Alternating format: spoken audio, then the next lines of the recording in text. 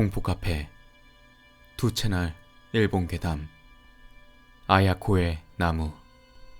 제가 다니던 초등학교에는 아야코의 나무라는 게 있었어요. 어떤 종류의 나무인지는 모르겠지만 줄기가 굵고 더할 말 나위 없는 나무였죠. 그치만 왜 아야코의 나무인지는 모르겠어요. 모두들 그렇게 부르고 있지만 그 이름의 유래는 아무도 모르더군요. 아무래도 이름이 그렇다 보니 이 아야코의 나무에는 여러 괴담들이 떠돌고 있어요. 아야코의 나무 아래에는 아야코가 묻혀 있다던가, 아야코가 목매달았다던가, 한밤중에 아야코가 나뭇가지에 앉아 있었다던가, 이런 여러 괴담들이 오고 갔었죠. 어느 날 그 아야코의 나무를 베던 날이 있었어요. 평평한 평지에는 상당히 거슬리기도 했고, 또 체육 시간이나 운동회 때는 상당히 방해되는 나무였기 때문이죠. 아야코의 나무가 베이던 날에는 그 근처는 위험하기 때문에 쉬는 시간에는 운동장에서 노는 것을 못하게 막고 체육도 체육관에서 하게 했습니다. 수업 중에 전기톱 소리가 들리고 그 전기톱 소리가 나무를 베는 소리가 들리던 그 순간,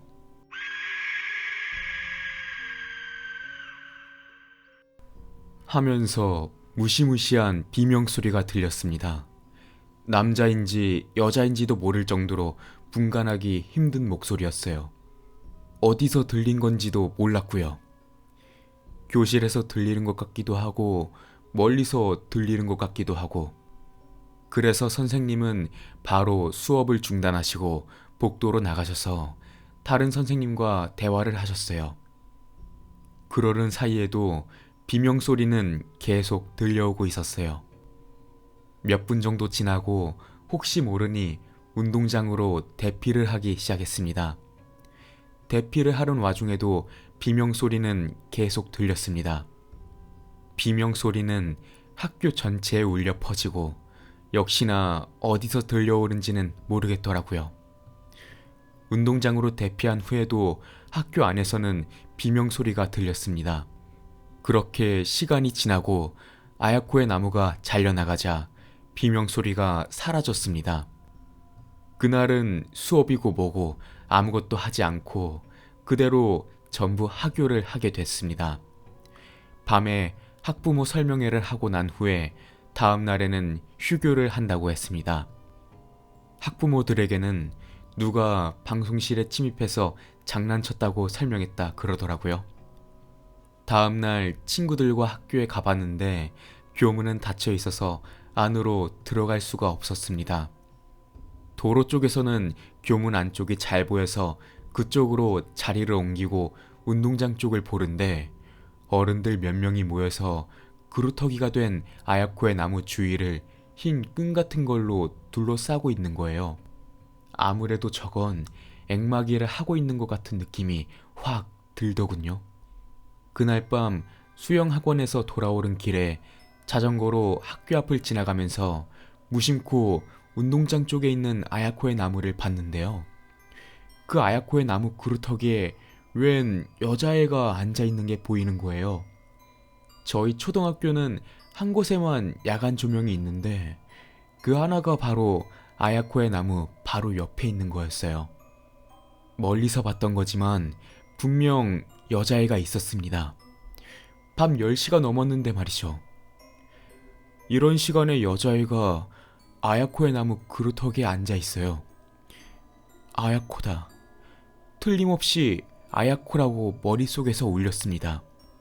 많이 두려웠지만 내일 이 이야기를 친구들과 이야기한다는 생각에 한 건 잡았다 생각했죠. 빨리 집에 가야지라고 생각하면서 그렇게 자전거를 타고 나아가자 시내 방송이 들리더군요. 이런 늦은 시간에 시내 방송은 위급한 상황이 아니면 좀처럼 하지 않거든요. 그래서 자전거를 세우고 자세히 듣다 보니 초등학생 여자아이가 실종된 것 같다라는 방송이 들렸습니다. 초등학생 여자아이? 아까 구루터기에 앉아있던 여자아이가 그 순간 머리를 스쳤습니다. 쟨가? 그런데 왜 저런 데 앉아 있는 거지? 사실은 꽤 무서웠지만 여자아이를 찾으면 분명 용감한 아이라고 칭찬받을 거야 라고 생각하면서 그렇게 운동장 안으로 은밀하게 들어가기로 했습니다. 교문 앞에 자전거를 세우고 교문 위로 기어 올라서 반대쪽으로 뛰어내렸습니다. 그 순간 갑자기 오싹하면서 오한이 느껴졌습니다. 그렇지 않아도 밤에 학교에 들어오는 것도 무서웠지만 아야코의 나무 그루터기 위에 실종자일 수도 있는 여자아이가 앉아 있었습니다. 어떻게 할까 망설이다가 집에 가서 부모님이랑 같이 올까 하다가 그래도 역시 혼자 저 여자아이를 데려오는 게 멋지지 않을까 하면서 다시 생각했습니다. 교문에서 아야코의 나무까지는 100m 조금 넘었습니다. 저는 아야코의 나무로 다가가기 시작했습니다. 여자아이는 고개를 숙이고 그루터기 위에 앉아 있었습니다. 그런데 뭔가 제 생각과는 다르게 그 여자아이를 보고는 말을 걸 수가 없었습니다. 여기까지 왔는데 되돌아갈까? 하는 생각도 들었습니다. 그만큼 눈앞의 여자아이가 너무 무섭게 느껴졌습니다. 그치만 다리가 움직이질 않았어요. 1분 정도는 말없이 여자아이 앞에 서 있었습니다. 그래도 혹시 모르니 용기를 내서 무슨 일이야? 하고 말을 걸었습니다. 그 여자아이는 얼굴을 숙인 채 왔어? 라고 말했는데 무슨 말인지 잘 안 들려서 어? 라고 되묻자 왜 배웠어? 라고 말하더군요. 아야코의 나무에 대해 말하는 것 같았지만 나한테 그렇게 따져도 모른단 말이죠. 대답을 못하고 있으니 여자아이는 천천히 고개를 들어 저를 바라봤습니다. 평범한 여자아이였어요. 하지만 여자아이의 얼굴에는 분노로 가득 찬 표정으로 서서히 변해갔어요. 앉아있던 여자아이는 구루터기에서 일어나 저에게 다가오기 시작했어요. 도망치고 싶었지만 극도의 공포로 인해 다리가 움직이지 않았어요. 여자아이는 제 눈앞에서 멈추고 어째서? 하고 말문을 이었어요. 그 순간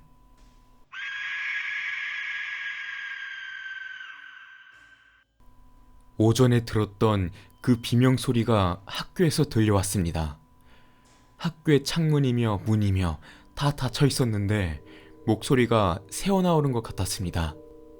저는 여자아이를 밀어내고 전속력으로 도망쳤습니다.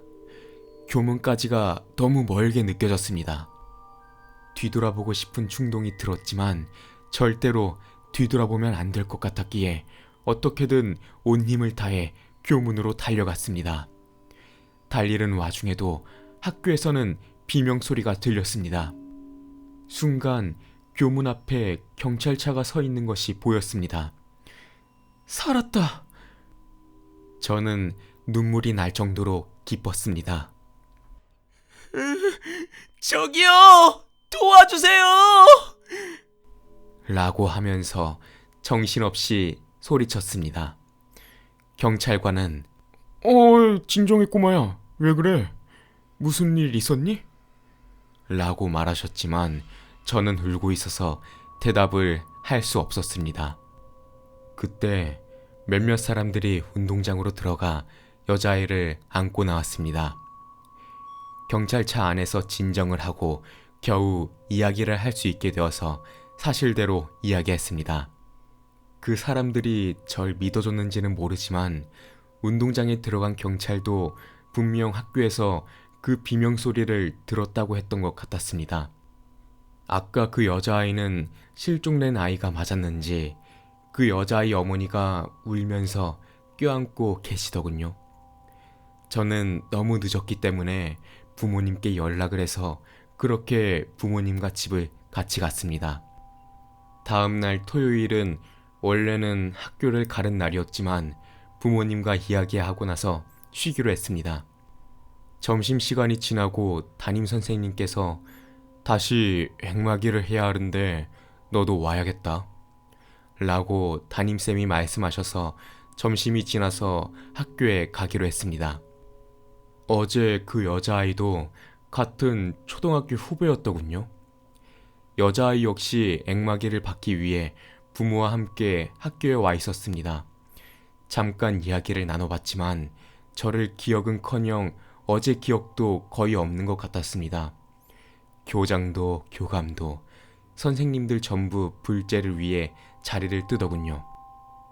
그때 당시 뭔가 잎이 많은 나뭇가지로 머리를 계속 맞았던 기억이 나는군요. 액마기가 효과가 있었는지 그 이후로는 아무 일도 일어나지 않게 되었습니다.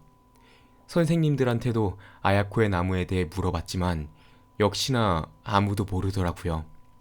옛날부터 있던 나무라서 저는 뭔가가 깃들었던 것 같다는 것으로 결론을 지었습니다. 저는 그 초등학교 앞을 지날 때마다 지금도 오싹해지고 그럽니다.